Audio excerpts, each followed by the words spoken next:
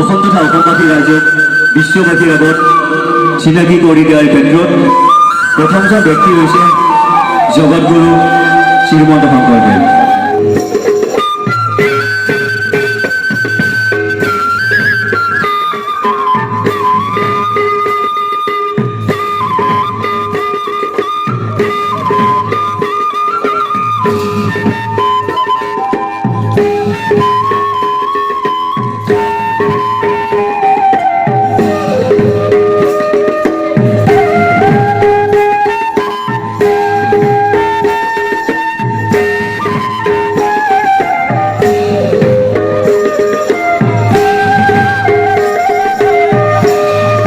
নলবাৰীৰ পৰা বাহিৰত গৈ আমাৰ যি লোক সংস্কৃতি সেইখিনি যাতে বাহিৰত প্ৰদৰ্শন কৰিব পাৰোঁ আৰু নলবাৰীৰ নাম কৰিব পাৰোঁ, সেইখিনি আমাৰ মূল উদ্দেশ্য মুৰুলী সাংস্কৃতিক গোষ্ঠীৰ।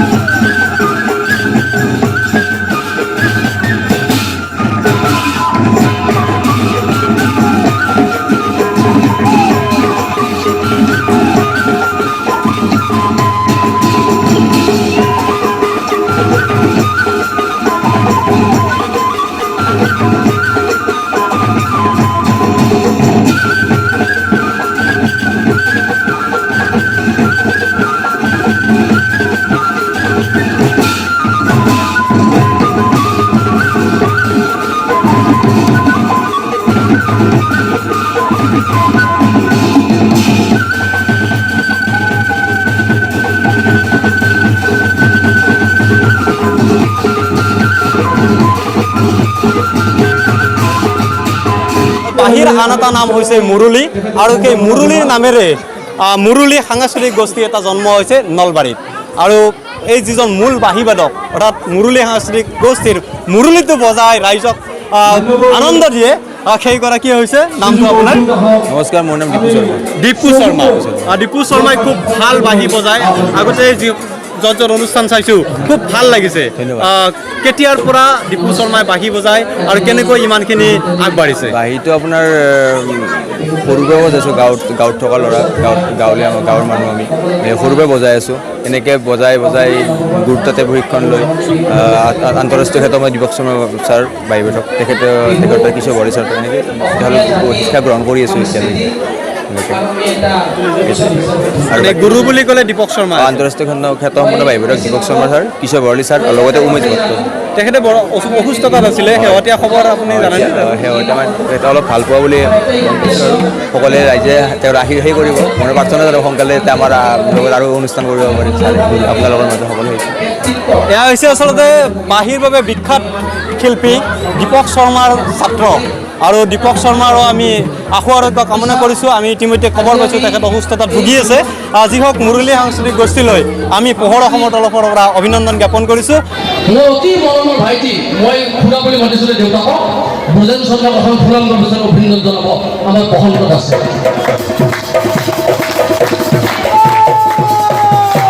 আৰু মই দিবলৈ একো নাই, মই যেনেকৈ মা শব্দটো ক'লোঁ এটা সেৱা মোৰ তৰফৰ পৰা আগবঢ়াইছোঁ।